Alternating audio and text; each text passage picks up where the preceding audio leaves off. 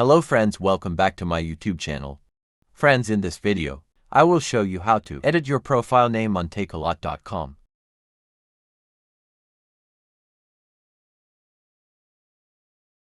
Guys, you can do it easily by following these steps. First, open takealot.com.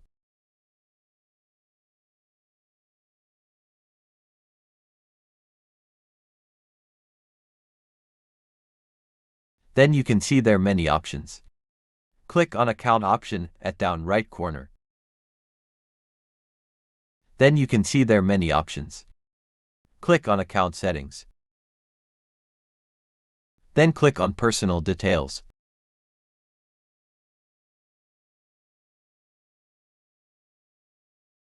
You can see there your name section. Click on Edit option. Then remove your current name.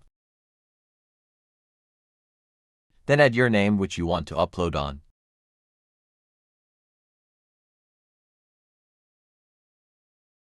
Your profile. Then click on Save.